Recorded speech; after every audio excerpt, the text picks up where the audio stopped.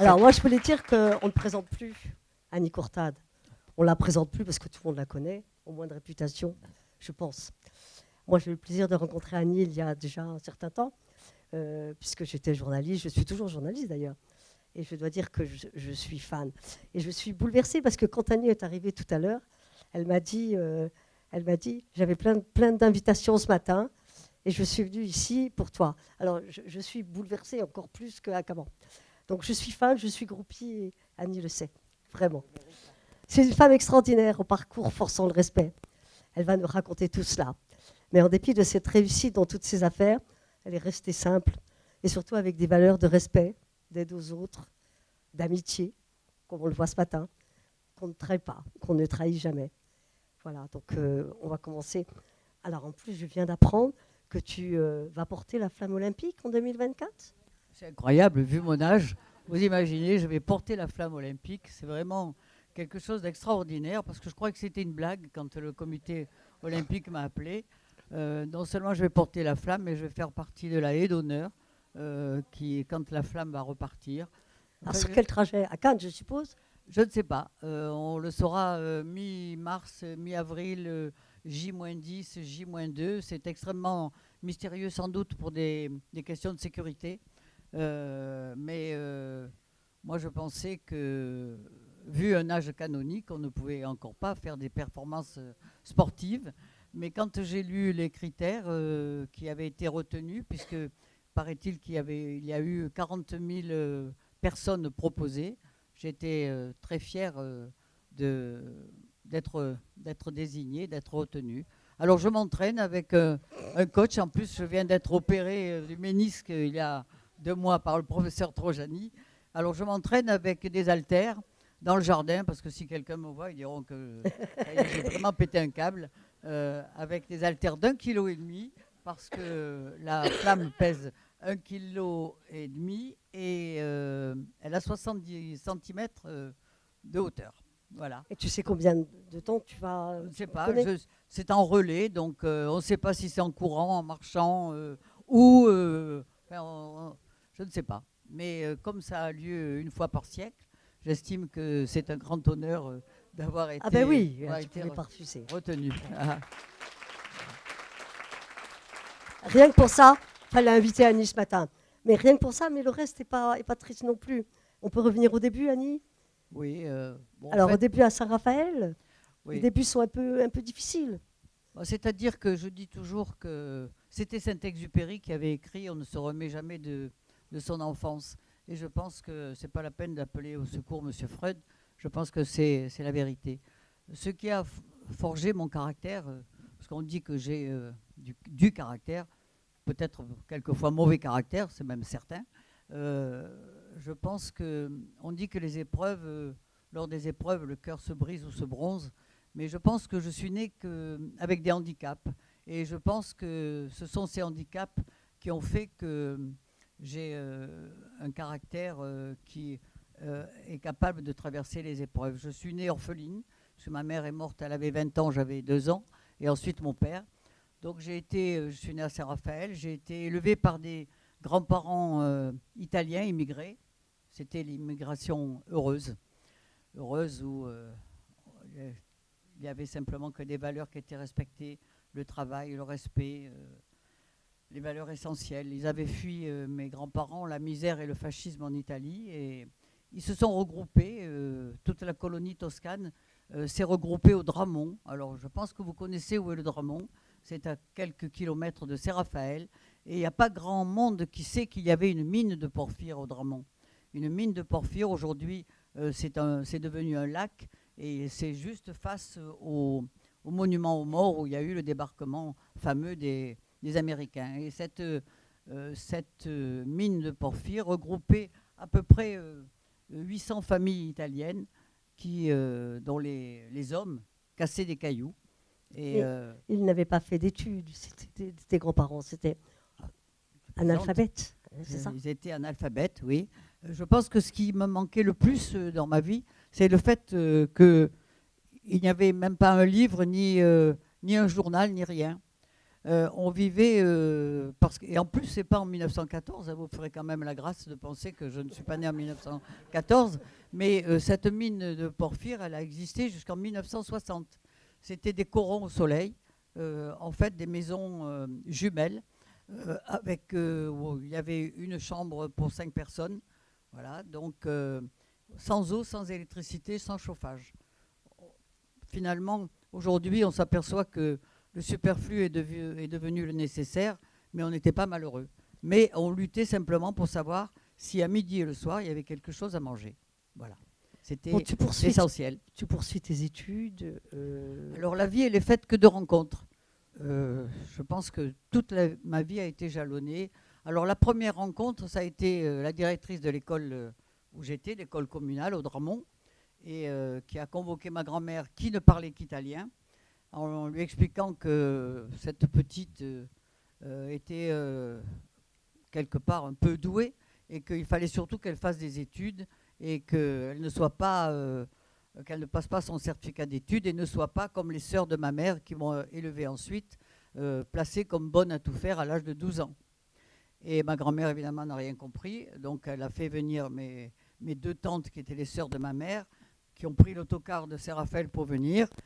Il y a eu une grande réunion de famille et c'était une vraie tuile parce que qui allait m'accueillir, quoi. Et finalement, mes 2 tantes, elles ont dit, bien, c'est pas grave, on la prendra 3 jours chez l'une et 3 jours chez l'autre.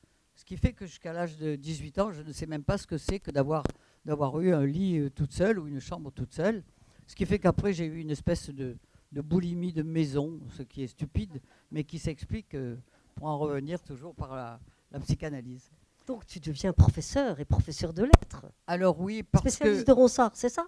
Oui, c'est-à-dire que pour des analphabètes, pour des Italiens, pour des étrangers, le comble de la réussite, c'était de devenir institutrice.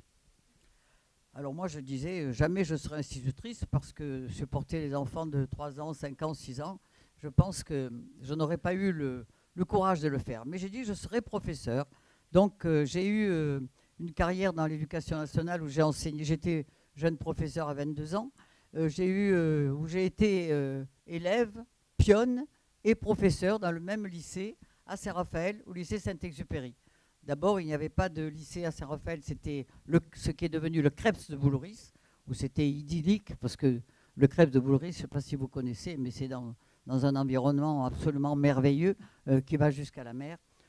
Donc, c'était très drôle, parce qu'après, j'ai été pionne avec mes copains qui redoublaient et qui me disaient, j'étais en études et j'étais autoritaire, où j'avais besoin de travailler pour faire mes études et j'avais besoin de silence. Et je leur disais, ce week-end, vous serez collés si vous n'êtes pas sage. Et ils venaient me voir en me disant, attention, parce que si tu ne colles, qui samedi soir dansera le rock avec toi? Voilà. Donc j'ai été professeur et j'ai adoré ce métier. J'ai passé ce qu'on appelait les IPES, qui vous donnent déjà l'écrit du CAPES. Et ensuite, j'ai essayé de dépoussiérer un petit peu l'enseignement de la littérature que j'adore, parce que je suis vraiment une papivore très convaincue. Et je le dis parce que c'est très drôle, j'ai fait une maîtrise sur la théorie des 4 éléments selon Bachelard dans l'œuvre de Ronsard, ce qui, évidemment, pour ensuite vendre des petits pois, n'est pas la voie royale, vous le conviendrez. Alors, on en arrive, justement. La grande histoire de ta vie, c'est quand même le groupe Leclerc. Alors, je dis la rencontre. Donc, c'est la première personne importante, c'était ma directrice d'école. C'est grâce à elle. Et ensuite, j'ai été veuve à 27 ans. Et ensuite à 40 ans. Donc, c'est pour ça que je vous dis, les épreuves forgent le caractère. Et un jour, donc, mon mari s'est tué dans un accident de voiture sur le coup. Et ce qui a été mon premier grand chagrin, puisque ma mère, en fait, je ne l'ai jamais connue. Hein. On me montre une photo en me disant c'est ta mère. Et je pense que c'est un handicap très profond, parce que plus on vieillit et plus le manque se fait sentir de même pas savoir quels sont les traits de la personne qui vous met au monde. Alors, un jour, je vois débarquer à mon appartement à Saint-Raphaël Mon mari était veuf d'un premier mariage et il avait un petit garçon qui avait 9 ans que j'ai élevé. Et en fait, on a été les deux orphelins, les deux. On s'est élevés qu'à un quart parce qu'on avait 10 ans de différence. Mon mari avait 15 ans de plus que moi. Et un jour, je vois débarquer une femme dans mon appartement qui me dit, voilà madame, je suis la propriétaire du centre Leclerc de Saint-Raphaël, qui a été le premier qui a été créé dans la région du Sud-Est. Et vous avez un terrain à côté de ma maison, et ce terrain, je le veux. Alors, mon mari avait acheté un terrain avec complètement du crédit, parce qu'il était rapatrié d'Algérie, et il était revenu avec sa valise d'Algérie. C'était un grand chef d'entreprise, et il était revenu sans rien. Et j'ai été attentive parce que de toute façon, en tant que prof, à cette époque, je gagnais 700 francs par mois. Donc, il n'était pas question que je vende le terrain. Alors, j'ai dit oui, ok, voilà. Donc, elle m'a donné son prix. J'ai dit ok, j'ai vendu. Et nous sommes devenus très, très amis parce que c'était une femme absolument remarquable. Entre-temps, je me suis remariée avec mon mari qui était pilote d'avion, qui ensuite est décédé à 40 ans d'un cancer des os. Et Alors, Annie, moi, j'ai une anecdote, j'ai entendu dire, tu as dû me le dire, mais je voudrais que tu confirmes que ce soit bien vrai, que tu trouvais quand même à l'époque qu'il y avait beaucoup de vacances quand on était enseignant, quand on était professeur. Tout à fait. Tu t'ennuyais pendant les vacances. Il y avait de ça, non? Tout à fait. C'est-à-dire que j'ai été un professeur atypique puisque déjà à l'époque, en 1960-62, j'emmenais mes élèves à la Fondation MAG en louant des autocars. J'avais monté une compagnie de théâtre, j'avais monté un journal aussi, et j'étais un professeur très respecté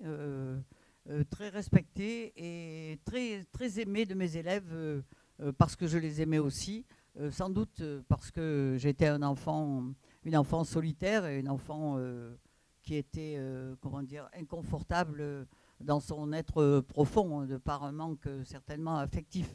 Voilà, donc j'ai adoré ce métier. Mais je trouvais que, parce que finalement, si on cumule tout, on a plusieurs mois de vacances par an, et je trouvais ça complètement insupportable. Et je cherchais du travail tout le temps, pour l'été, pour les vacances scolaires et tout. Et un jour, mon amie, Janine Suchet, elle m'appelle et elle me dit la seule chose qu'il ne fallait pas me dire, parce qu'elle était scorpion comme moi. Je ne sais pas si vous croyez au signe astrologique, mais elle m'appelle et elle me dit, voilà, t'es pas cap. Vous savez, comme quand on dit à la cour maternelle, t'es pas cap. J'ai dit quoi? Elle me dit, voilà, il y a le magasin du Canet Rocheville, le Leclerc, le petit Leclerc du Canet Rocheville qui est à reprendre.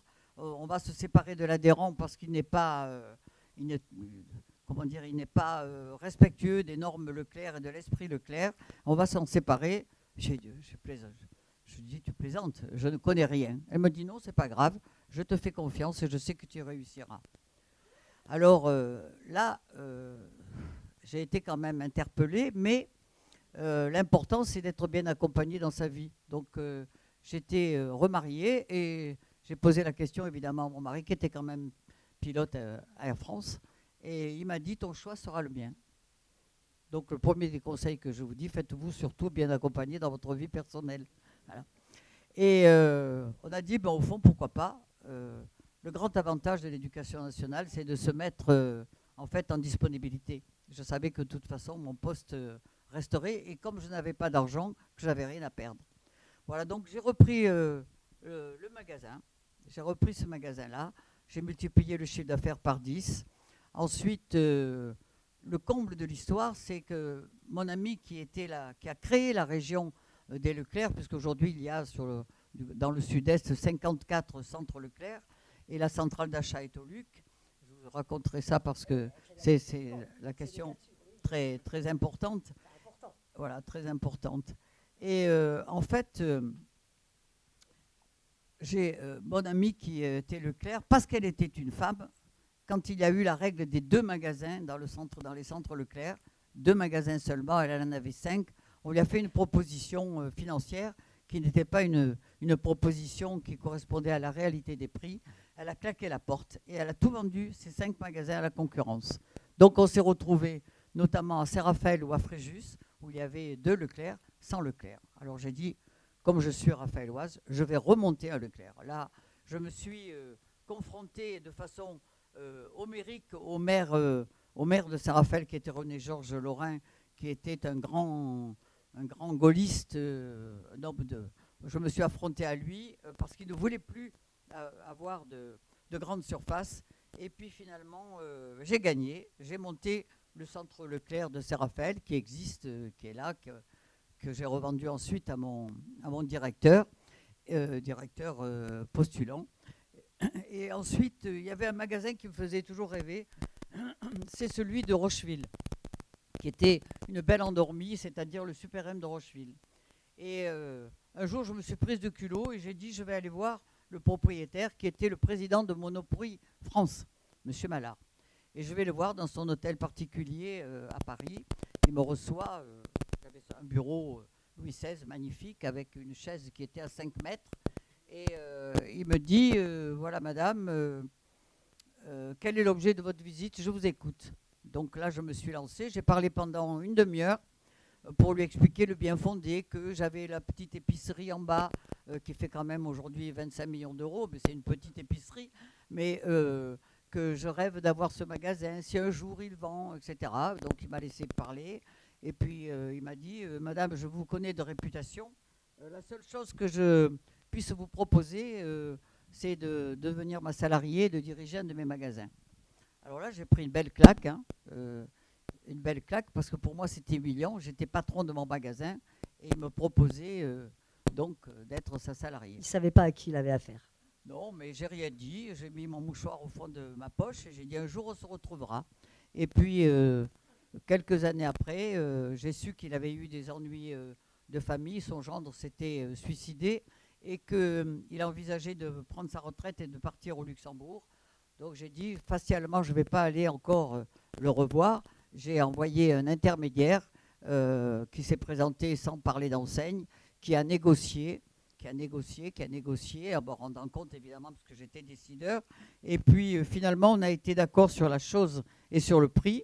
Et puis il a fallu le dernier jour, évidemment, se rencontrer avec les notaires, les avocats. Et je suis retournée dans ce même hôtel particulier. Quand je suis rentrée, c'était drôle parce qu'il y avait le comptable, le notaire, les avocats, etc. Moi, j'étais derrière. Et la secrétaire m'a arrêtée en me disant, vous êtes la secrétaire qui vient prendre des notes. Je lui dis non, je suis avec ces messieurs à parité. Pour vous dire, quand même. C'était en 94.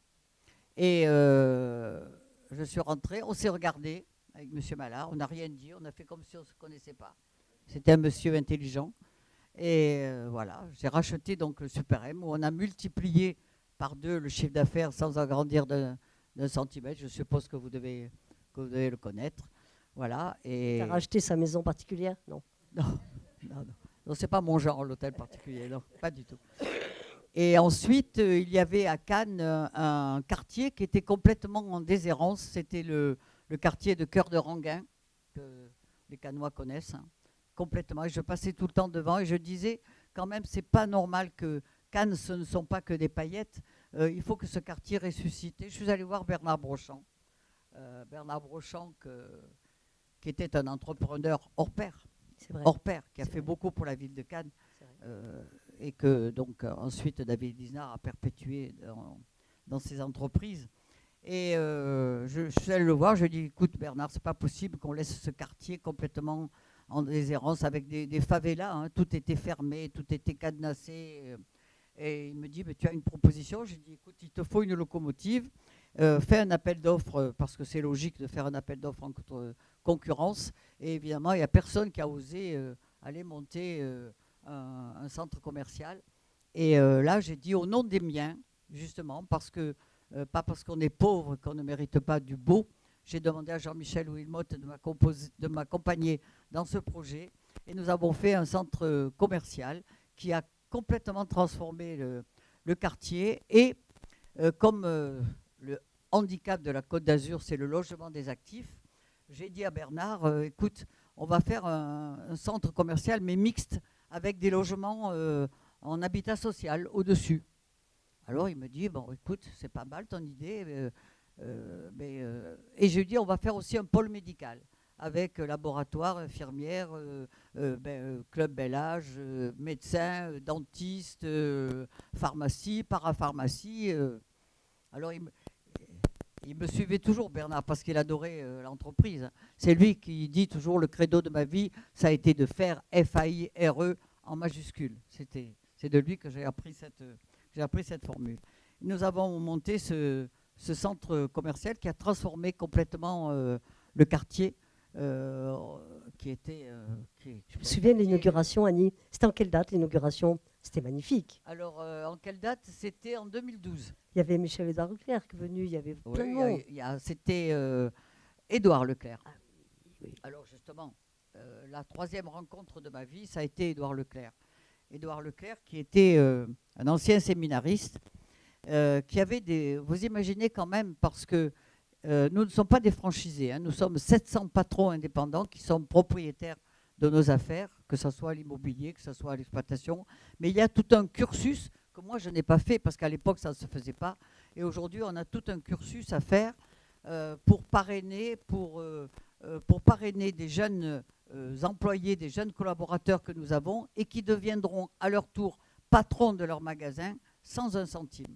Alors moi j'ai le record, parce que je fais un peu partie de la Jeanne Calment de la grande distribution, hein, puisque cette année j'ai 50 ans de Leclerc. Mais alors, tu vas Un nous en demi-siècle. parler. Le Cassut, tu vas nous en parler. Alors, c'est une aventure. Justement, et cette rencontre d'Édouard Leclerc a été extraordinaire parce que, figurez-vous que en 1988, le président de la centrale d'achat au Luc, qui était M. Claude Leroy, qui avait le Leclerc d'Antibes, et a donné sa démission en octobre, tellement il n'en pouvait plus, parce que c'était des collègues, tous à parité, qui dirigeaient avec un conseil d'administration. Il a donné sa démission et on s'est retrouvés à la centrale d'achat. Moi, j'étais à ce moment-là adhérente au Leclerc le petit Leclerc. On dit toujours le petit Leclerc en opposition au Leclerc de Rocheville. Toujours. J'adore ce magasin d'ailleurs. Voilà, parce que je connais tous les clients qui n'ont pas eu la chance de vivre jusqu'à mon âge, qui sont morts, mais je connais tous les clients, j'y vais tous les matins. Après, il y a les enfants, les petits-enfants, tu connais toute la famille. Parce que je connais tout le monde, c'est extraordinaire. Vas-y, et alors, pour le Cassut, donc, un jour, j'étais sur le chantier de Saint-Raphaël, en train, puisqu'on a ouvert en 89. Je vois arriver mes collègues, et ils me disent... voilà, on vient te voir. Et je dis, c'est sympa de venir voir pour le chantier. Ils me disent, non, on vient te voir parce qu'il va y avoir les élections au mois de juin et on veut que tu sois la présidente de la centrale. Alors j'ai dit, vous plaisantez, une femme dans le groupe Leclerc, il y avait que des hommes, hein, que des hommes. Il y avait, à ce moment-là, on était 200. Aujourd'hui, on est 700. Et Bill Drive, en plus. Donc, alors... j'ai dit, c'est pas possible, je ne serai jamais élu. Et ils m'ont dit, mais de toute façon, si tu ne te présentes pas, on t'élira quand même. Il n'y a personne d'autre, on a décidé qui se présentera. C'était quand même extraordinaire de la part d'hommes du Sud. Donc je pense qu'ils peut-être ils me reconnaissaient une certaine compétence, au moins leur égale, quoi. Et je peux vous dire que, donc j'ai été évidemment élu. La première des choses que j'ai faites, c'est le mandat était de 6 ans, de le ramener à 3 ans. Et j'ai dit, je ne ferai qu'un seul mandat. En fait, j'en ai fait 10 et je suis restée pendant 30 ans élu à l'unanimité que par des hommes. Il y a aujourd'hui 54 hommes. Et là, j'ai dit quand même en 2019, il faut que j'arrête.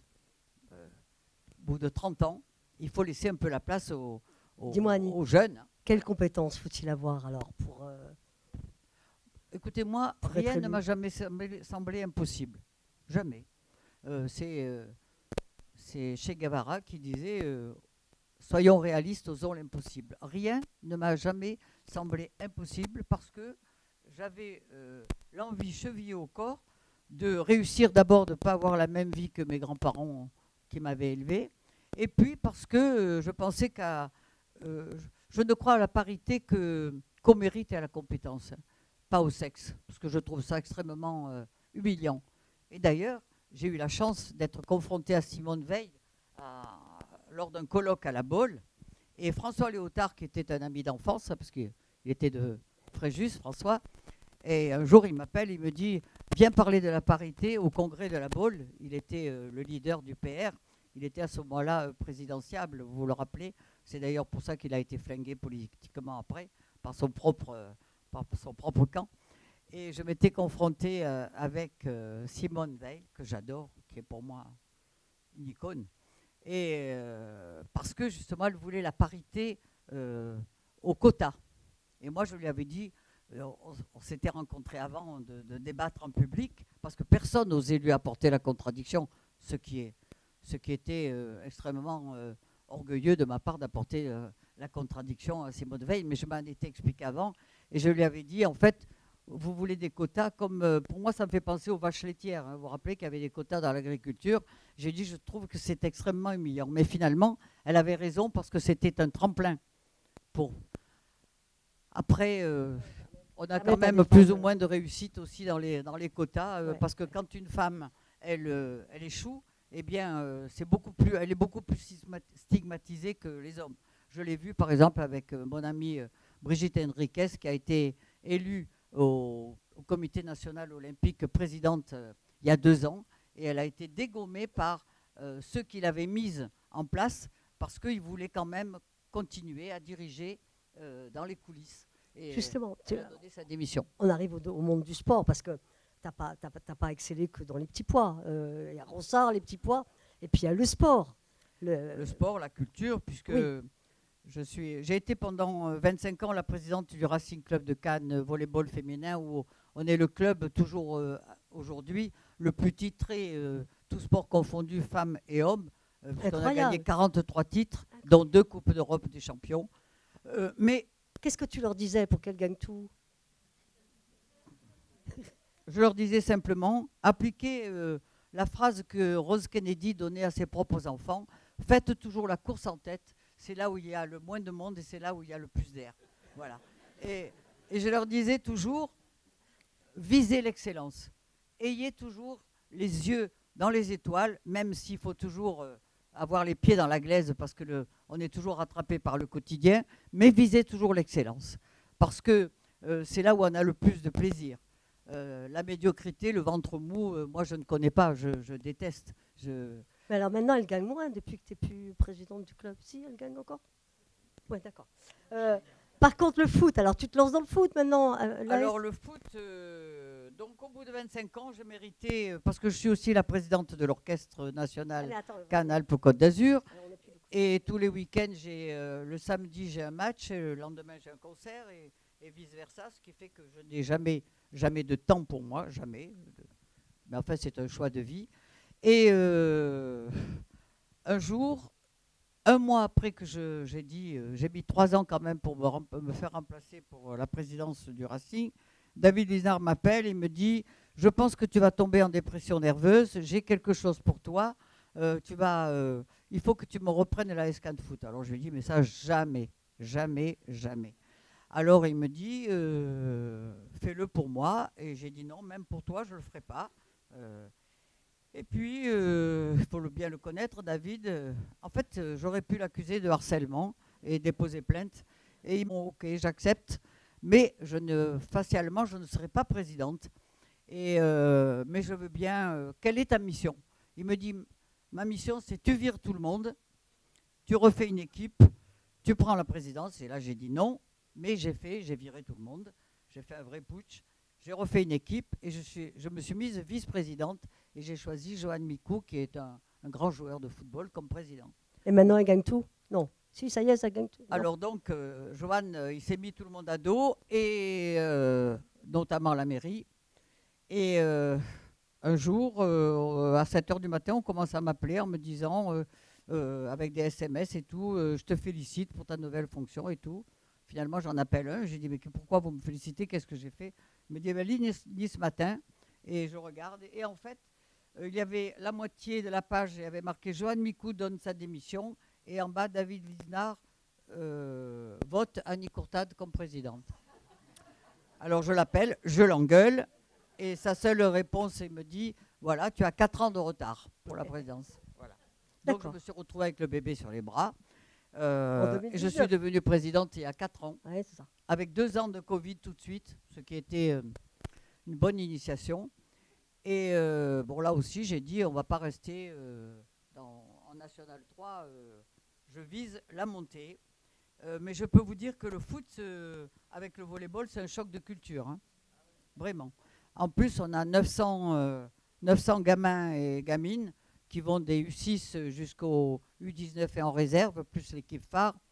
Des gamins, si on est politiquement correct, on dira, parce que c'est le reflet de la société aujourd'hui, des gamins et des gamines qui sont exotiques, hein, disons, qu'on élève. C'est une vraie mission sociale à qui on apprend les valeurs essentielles, dire bonjour, respecter la différence, la couleur, le culte, la religion, enfin bref, c'est une vraie mission sociale. Et il faut vraiment s'accrocher, je peux vous le dire, parce que toutes les semaines, je reçois des familles, des filles et des garçons, pour leur dire votre enfant n'est pas conforme aux valeurs républicaines que je défends. Et eh bien, c'est clair, il ne respecte pas. Une sanction aujourd'hui, la deuxième, il est viré du club. Voilà. Accessoirement, Annie, parce qu'il faut qu'on avance un peu, parce qu'il y a beaucoup d'intervenants. Accessoirement, tu as aussi la plage du festival. Donc, tu es présidente aussi de l'Orchestre régional de Cannes. Tu es dans le conseil d'administration de l'hôpital Lamballe, de la CEMEC, de la Fondation MAG. Oui. Comment tu fais tout cela aujourd'hui? On peut le dire, on peut dire ton âge ou on ne peut pas dire ton âge? Oui, on peut dire, je vais avoir 85 ans le 7 novembre. Voilà, donc je peux le dire. Voilà. Donc, où trouves-tu l'énergie? Quand David Lizard parle de moi, j'ai l'impression qu'il parle d'un monument historique ou d'un chef-d'œuvre en péril, plutôt. Hein, vous vous rappelez l'émission. Voilà. Moi, j'ai l'impression d'avoir toujours 30 ou 40 ans et d'avoir encore des milliers de choses à faire. Donc, de partager aussi, parce que finalement, quand on est chef d'entreprise, on est un petit peu... le rôle le plus important, c'est la transmission. On est un petit peu un passeur de lumière. C'est aller témoigner de mon expérience. Je vais intervenir dans les universités ou dans les écoles de commerce et je dis aux femmes, attention, votre propre ennemi, c'est vous-même. Vous-même. Arrêtez de dire on ne peut pas casser le plafond de verre. Non, c'est pas vrai. Personne ne vous donnera sa place. La vie, elle est faite de succession de portillons et si vous dites toujours après vous, eh bien la place, on vous la grille. Donc c'est à vous à aller chercher. Et puis si vous pensez réussir à part égale la vie professionnelle, personnelle et familiale, c'est un leurre. C'est un leurre. Et c'est à vous de choisir. Mais une fois que vous avez fait le choix, vous avancez. Et puis il ne faut pas avoir de bleu à l'âme. C'est stérile. Voilà. Annie, moi, j'ai eu une vie où Annie, mes enfants, je ne les ai pas vus grandir. Ah oui, alors, ma fille est là et elle me dit tout le temps qu'il est temps que je prenne ma retraite. Tu vois, donc, je suis très contente qu'elle t'entende. Parce que voilà, elle vient d'arriver. Mais j'ai vendu mon mag, elle me dit maintenant prends ta retraite, mais pas facile hein, quand on n'a pas envie. C'est un gros mot ça, la retraite. Ouais, voilà. Dis-moi Annie, quand tu regardes, quand tu te souviens de la petite fille que tu étais à Saint-Raphaël, tu as envie de lui dire quoi aujourd'hui à cette petite fille? Elle est toujours avec toi dans ton cœur? Non, je dis j'ai fait ce que je dois. Vous savez, il y a un discours qui est magnifique, c'est le discours de Solzhenitsyn. Je vous invite à le lire. Vous le trouverez sur Internet, sur le courage. Le courage, c'est de faire ce que l'on doit. Et pour moi, c'est une valeur cardinale. Et je pense que la place... finalement, on aura gagné l'égalité quand il n'y aura plus de journée de la femme. C'est incongru, la journée de la femme. C'est tous les jours notre fête. Hein? Tous les jours notre fête. C'est stupide. C'est stupide. Voilà. Et vous vous rappelez la célèbre la célèbre phrase de Françoise Giroud, hein, on reconnaîtra l'égalité des hommes et des femmes lorsqu'il y aura des femmes incompétentes à des places de responsabilité. Vous vous rappelez? J'arrive jamais à la redire, mais pourtant elle est vraiment extra cette phrase. Elle est formidable cette phrase. Et moi, que ce soit dans le sport, dans la culture, dans l'entreprise, etc., je me suis confrontée toujours qu'à des hommes. Je peux vous dire que la première fois où j'étais jeune prof à 22 ans, on m'en donnait 14 parce que j'avais des boucles blondes longues, j'étais toute menue, je le suis toujours, je suis plus vieille mais je suis toujours menue et petite. Et quand je suis rentrée dans ma classe, il y avait le bureau qui était au fond, on rentrait par là Et quand je suis rentrée au milieu de la classe, j'ai senti 30 pères dieux de 17 ans qui plantaient dans le dos et qui disaient, je les ai entendus très fort dans le silence, ils disaient à quelle sauce on va la manger celle-là. Voilà. Et quand je suis rentrée au comité stratégique du groupe Leclerc, il y avait 16 hommes qui étaient que des présidents, présidés par Édouard Leclerc, après avec Michel, mais Michel, Édouard, c'est un copain, hein, donc il avait 25 ans quand il rentrait dans le groupe, et moi j'étais déjà présidente de région. Et quand je suis rentrée dans la salle du comité stratégique, j'ai senti exactement quand je me suis assise, en fait, c'est même 16 pères dieux de mes collègues chefs d'entreprise avec Édouard, en disant, celle-là, on va en faire notre affaire, on va vite. Alors ce que j'ai fait, justement, pendant 6 mois, je me suis tue, ce qui était déjà un gros effort pour moi. Hein. J'ai écouté. Et puis, je les écoutais débattre de dossiers qu'on présentait, qui étaient des dossiers, des gros dossiers, hein, parce que, je vous signale, j'ai été 30 ans la présidente de la centrale d'achat, qui fait 1,5 milliard d'euros de chiffre d'affaires, qui est la première entreprise de la région PACA. J'ai écouté, puis un jour, vraiment, ça m'était insupportable. J'ai pris le micro et j'ai défendu le dossier qui était la théorie contraire de ce qui allait être voté. J'ai défendu mon dossier avec passion et tout d'un coup, Édouard, il a pris le micro et il a dit finalement, excusez le langage, finalement, la seule qui a une paire de couilles ici autour de la table, c'est Annie Courtade. Et elle a raison. Et là, j'ai dit, j'ai gagné. Annie, on a dépassé le temps, mais c'est pas grave. C'est pas grave du tout. Pour résumer, 40, mais voilà, 85 ans de voilà. vie, c'est dur, Les hein. autres sont plus jeunes. Les autres sont beaucoup plus jeunes et ça va aller beaucoup plus vite. Non, attends. J'ai encore deux questions.